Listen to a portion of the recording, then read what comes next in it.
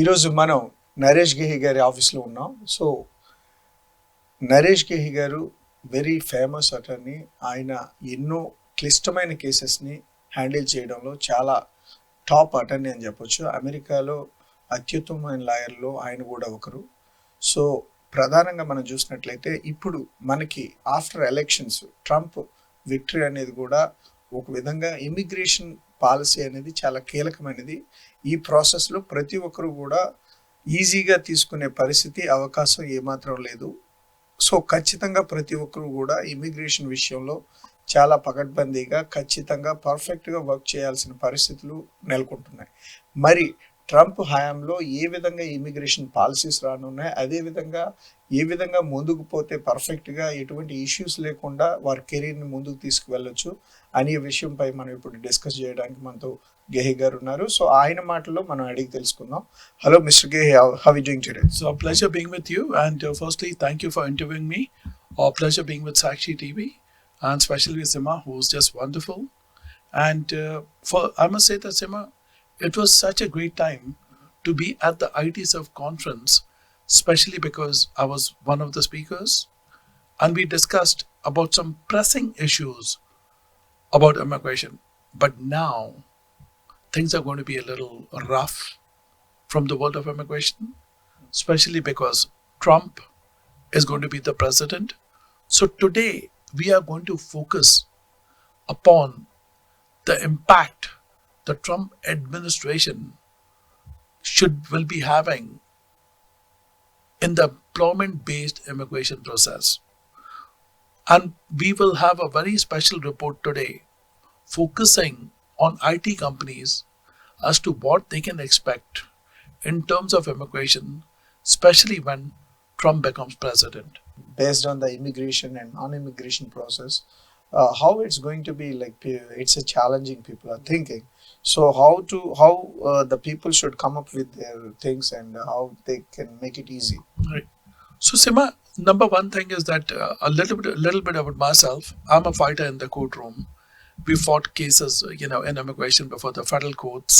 We fought cases before the Board of Immigration Appeals. Number one is you need to be a fighter when it comes to immigration. Just being a paper tiger by just doing H-1Bs, by doing perm labor certifications, that's basically the baby approach for us. But what we do in these cases, and immigration cases to be more specific with general immigration cases, we fight them all the way to the federal court. So number one, be ready for a fight. Second, have good lawyers, especially I'm talking about IT companies, and I'm going to exactly tell you what is the future for IT companies. Let's take it step by step. Number one is you're going to see a lot of H-1B RFEs. You're going to see denials. And 9 out of 10 lawyers will tell you if the case is denied, there's no hope. That is incorrect. You may still have hope. Because what we do in these cases, we take these cases all the way to the federal court. So you can bypass the AO and take it all the way to the federal court. If you do that, then you're going to see sometimes the government lawyer wants to settle with you because they do not want to create case laws. Second thing is you're going to see a lot of I-140 denials. Why? Because they'll come up with issues such as this job offer was not bona fide, or secondly, the employer did not meet the ability to pay. And above all, the big question that is going to happen now is there are going to be a lot of visits from the Department of Labor to audit employers. They may be visiting for I-140 purposes. So there'll be a major expansion in the enforcement process of the employment-based immigration, issues that relate to immigration. The other sad reality is that I don't think so that the H-1B quota will be increased like we've been trying a lot. So that is not about to happen. Thirdly, the laws relating to H-1B will become more difficult. And for example, if you want to hire someone, they'll tell you to pay more than what you're paying. H-1B fees may go up again. they will create roadblocks. This is what I anticipate happening in the current administration. Now, the biggest problem that I've seen with IT companies is that they have these people sometimes who are just filing the immigration forms without knowing the consequences of the actions. Sometimes I've seen so many cases wherein the internal posting in the company was horrible and the person got audited and had to, work it out with the officer that, this is something that was unacceptable. And besides that, sometimes the employer did not have a proper file in the office. And those are areas of concern for employers that you need to make sure that you're 100% prepared if there is an audit. Now, one other mistake that a lot of IT companies do is when an officer knocks on your door for an audit, you welcome him, tell him that here's my file. Don't do that. Let him know that you need time because you're legally entitled to time to set up a meeting. Let a very seasoned lawyer deal with them. Because if you're showing them everything and at that stage you're waiving your defenses over there because you volunteered to show all the information. But better make sure that there are proper audits, there are proper lawyers who look at your situation and then let them deal with these auditors. That's going to be something better for them. There is a question, sir.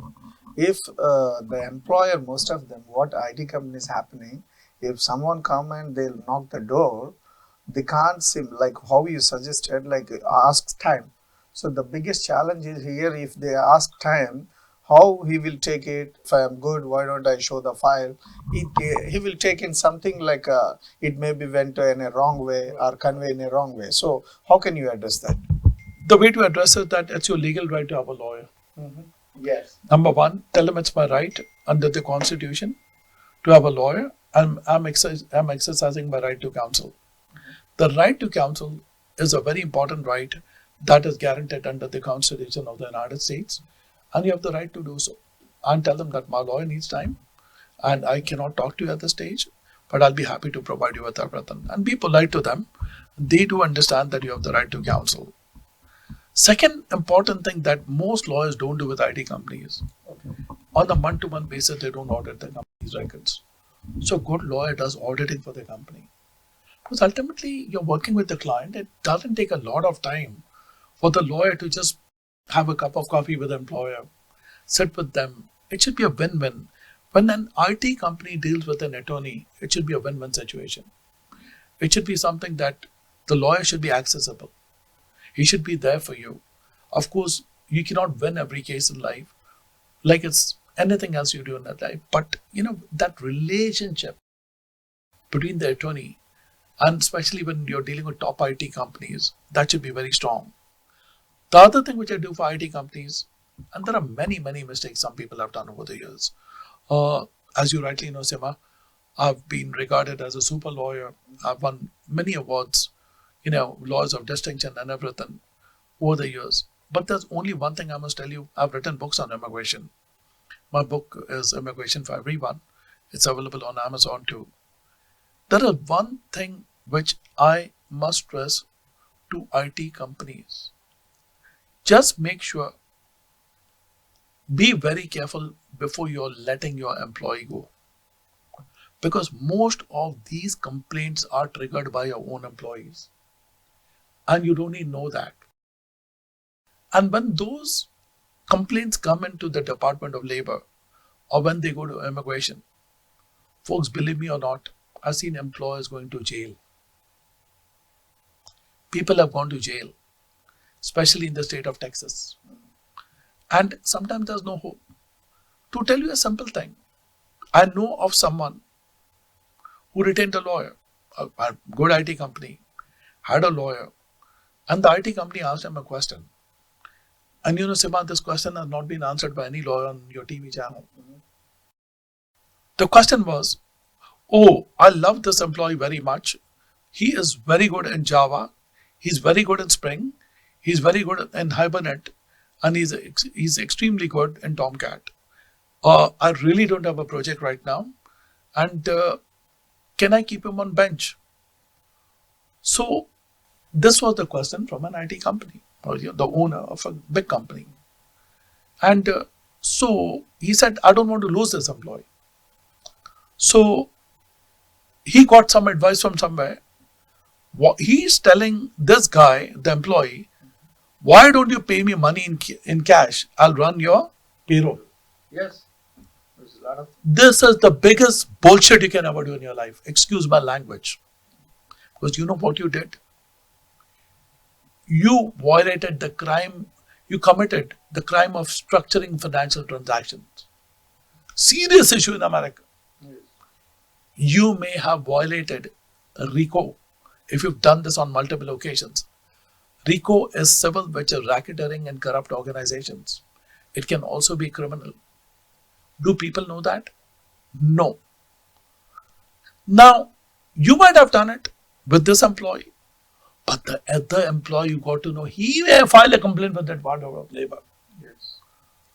But when you have an employee who is really good and you don't want him to go, there are options for him.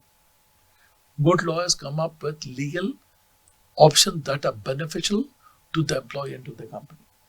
And that's what we do at Gehi and Associates. Other than that, I've seen cases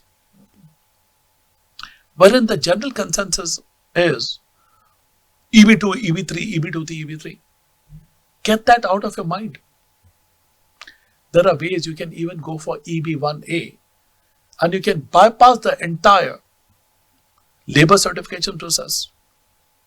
And even if you don't have a sponsor, you can directly apply for the green card. We've done that for people. We did it recently for a guy, and he had 2 degrees. And you know what the guy told me? Mr. Gehi, I'm not getting a job right now. And I finished my second master's, and I'm on my OPT right now. And at this stage, I don't know what to do.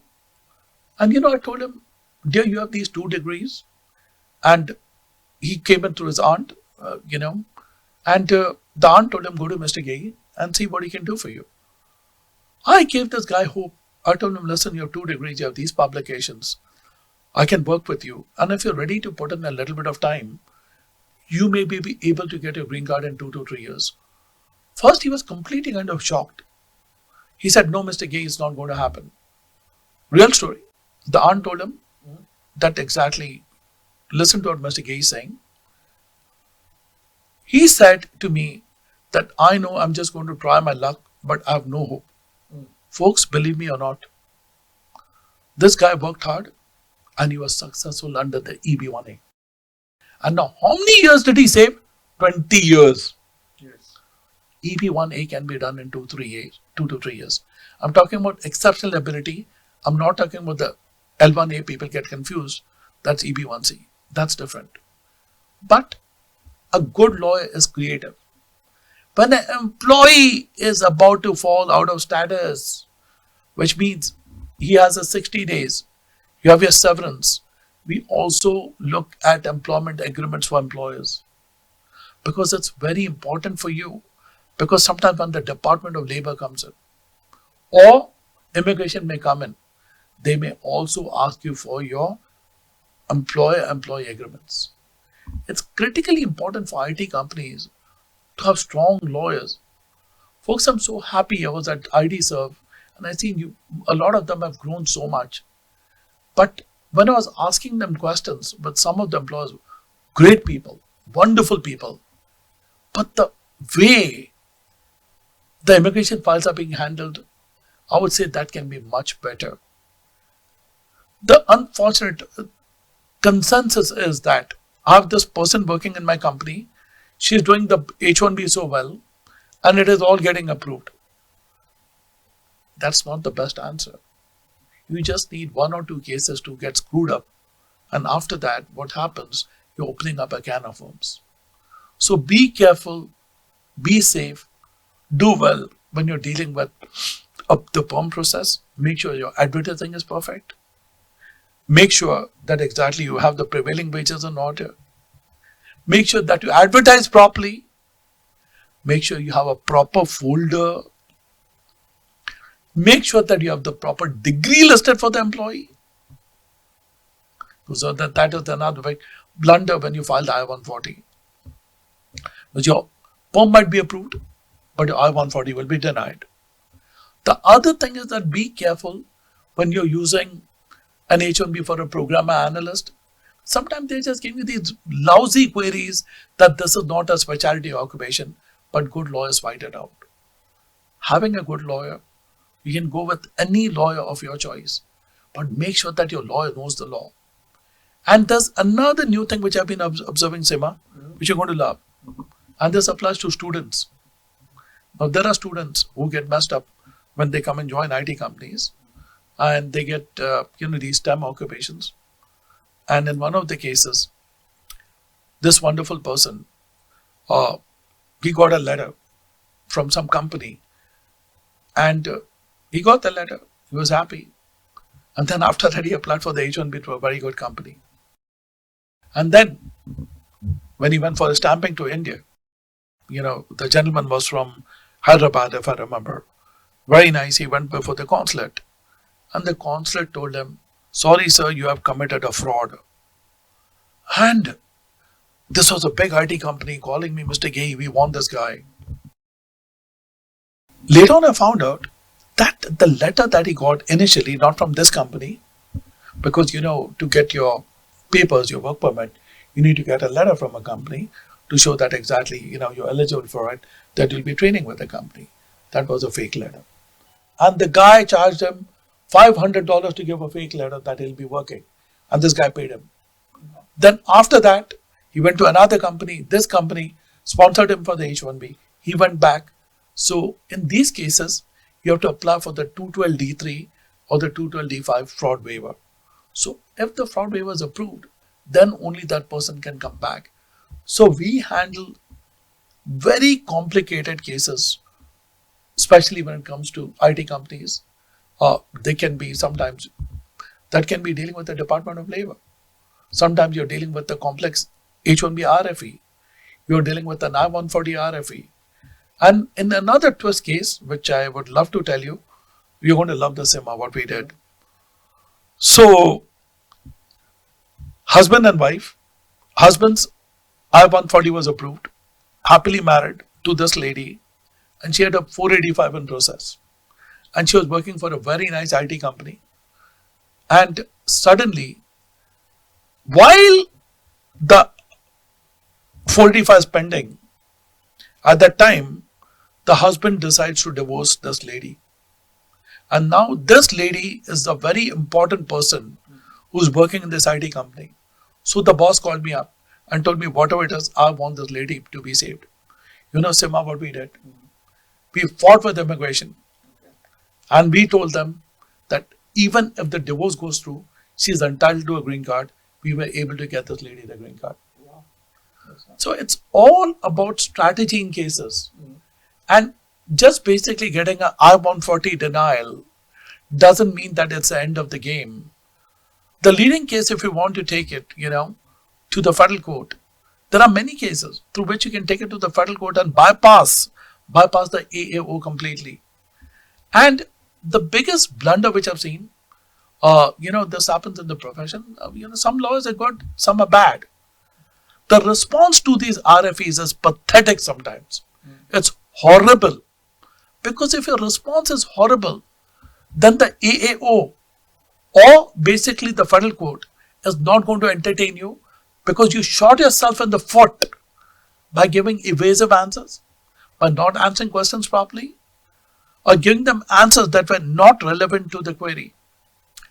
The other mistake IT companies do, they sometimes do not work with proper experts. So what they do, I've been using this ABC company. He's doing a fantastic credential evaluation. And I got these 2 expert opinions. Those experts may not be the right experts. You as a lawyer have to see, you have to read the expert opinion, whether it actually matches the RFE or the notice of intent to deny. And then after that, as a lawyer, you need to document it beautifully. and then you put it up for the company. Now, what happens when you do the right thing? Immigration appreciates that. And on the back end, they say, looks like they've answered every question. I don't think so. This is a genuine company. Everything is good. Then they know this company should not be audited or from the back of the mind. But if you put in wrong data, wrong information, immigration has the right to come to your doorstep and audit you. And this is the problem I see a lot of it in Texas and in New Jersey. Yes. Happens a lot, Sima. Now, if we look at the situation currently, the way if the tough cases comes to them, the employers like seniors, they may understand and they have a lot of access to reach out like you, someone. So there are a lot of young entrepreneurs, young business people, IT company business people, they are. So they panic and confuse with this stuff. So what do you suggest for them? For them, a lot of them get in touch with me directly. And, my direct email is here. I think it should be listed over here. It's nmgehi at gehilaw.com. Now, that is my direct email. So if you're a company owner, if you want to get in touch with me, it's real simple. nmgehi at gehilaw.com. And also, I've given you my phone number, the 516 number. They can reach out to me by texting me. And then I'll be happy to get in touch with them. And also, what I do is for some employers, I have 180 people working for me worldwide. But still, I make it a point sometimes that if it's a big company, I personally visit them, meet with the HR managers, meet with the staff, either online or even if needed, I go and see them to make sure that the company's documentations are in order. But someone told me that I have 2,000 employees, but I only have 140 H1Bs. Doesn't matter. Even if you have a few H1Bs, it is your duty to get your audits done and make sure that you cross the I's and the T's, including your I-9 document, which is critically important. Thank you. And final words for our audience. Final words is that Trump administration has come in, and what we are going to see is a lot of enforcement. This talk was about how to get ready and make sure that you cross the I's and the T's based upon every single thing that I've said. When you are hiring a student, make sure that you screen the student. Also to look at his previous offer letter, whether that was a genuine offer letter which he got when he went on the STEM, number one. Secondly, when you're hiring employees, make sure that work with your lawyer to see what job title would be appropriate for this particular employee. Make sure that you give the proper prevailing wage. Make sure that you give the pay stubs on time. Make sure that your employer-employee agreements, now that's a big kind of issue, are perfect. Because by not having a proper employer-employee agreement, you can even still open up a can of worms. Make sure that if you have a good employee, and suppose if times are bad, work with the employee. There are ways that you may still be able to retain that good employee. There are ways. I'm not saying no. But most lawyers tell you, there's no way. You'll have to terminate him. 100% wrong. 100% wrong. But if you have that win-win attitude with this employee and with your company, you may still be able to come up with a legally workable relationship. The employee will be blessing you. You'll be working with them, and it can be a win-win. The other important thing, always maintain the employee-employee relationship. That is critical, especially because I've seen companies wherein they are operating from homes. If you're operating for a home, better have a very good lawyer help you. The immigration comes to your home, if they see things ups and down, and if they see that you have done something which may be towards the criminal side, you can even look at consequences there. So be careful. Make sure, therefore, that the job offer is bona fide, and make sure that you deal with very good lawyers. And say, I'll tell you what happens, right? People try to save $100. Oh, if that guy's doing my H1B for this, look at the knowledge of the lawyer. Yes. Look at how he can argue your case, whether he's crossing the I's and the T's. What are you paying for his peace? What are you paying for is making sure that your company grows? What are you making sure is your reputation? Because tomorrow, if your employee is in trouble, you'll feel bad. Your company is in trouble, you may wind up paying. Look at these big companies. They're paid millions of dollars in fines. Do you read them online? Yes. You can easily avoid those fines. I can talk to you for hours about the blunders that employers commit. I don't want to talk over here because some of these companies may even get class actions. Honestly. And you'll be, what? I did not know that. Of course, it's the law. You have to know it. I told the company, are you complying with this? He said, my previous lawyer didn't tell me. I said, sir, have you read the CFR? He said, no. When I showed it to him, he started sweating. I said, don't worry about it. I'm disclosing it to you. Make sure next time don't commit this mistake. So because a good lawyer is not only an immigration lawyer. Basically, what happened, either employee or common human being, what they think, if we go to the attorney, they will say like this, that, blah, blah, XYZ, and they will keep us in a corner and to get money or they get business. People think in that way. So either company or individual. So what you say about that, maybe I am not sure is how fact it is. See, the thing is that exactly, number one, there are two types of companies. Most of them, they don't mind paying a reasonable fee to the lawyer. And most of my clients are very nice. And also in our law firm, we charge you a very reasonable fee. And after that, we also help them because up to the I-140 stage, they can pay. For the 485 stage, the employee can pay. So it's not as bad as people think it to be. But if you are running an office from a basement, wherein you don't want to spend any money, you want to get audited, and if you're ready to violate the laws and just take people's money and do the wrong thing, of course, be ready to go to jail.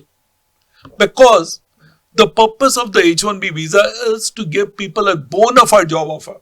And the government gets upset when you're trying to cheat people, just make money, and by getting them status, those are the people who give the industry a bad name. And surprisingly, most of these companies are very, very good.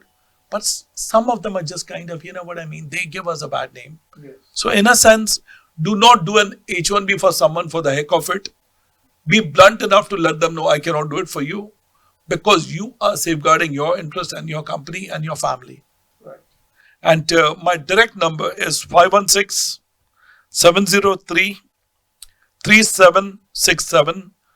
516-703-3767. It will be displayed all the time. So people can contact me there. And we offer a free personal consultation.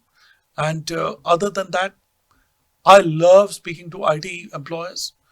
They're so fantastic. They're so good. I have a friendly relationship. I laugh a lot. And I want this to be a win-win for all of them. Because am I ready for the Trump administration? My answer is yes. We will fight. We will fight. We will not budge. We will make sure that we fight within the confines of the legal system because it's very rightly said in the law. Doesn't matter who is in charge of any administration.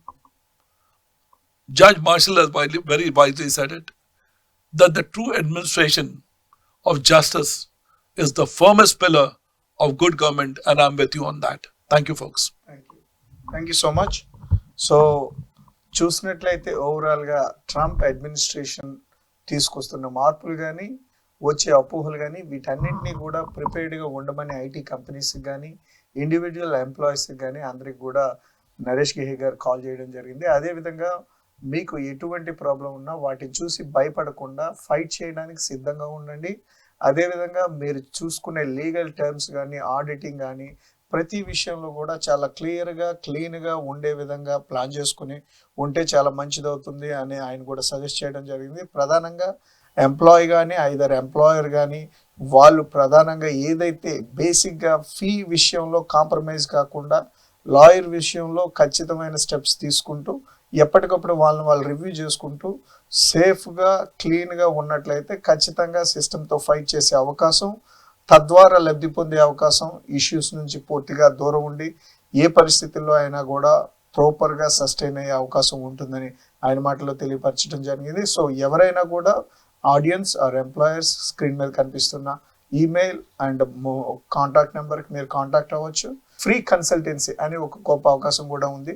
Same time సాక్షిలో every Thursday 5:30 PM ESTలో మీకు live show ఉంటుంది. మీరు జూమ్లో call, మీరు even contact అయ్యి కూడా మీకు issues ఏమైనా ఉంటే కాల్ చేసి మీరు అడిగి మీరు రిజాల్వ్ చేసుకునే అవకాశం కూడా ఉంటుంది. This is Simha, Sakshi TV signing off.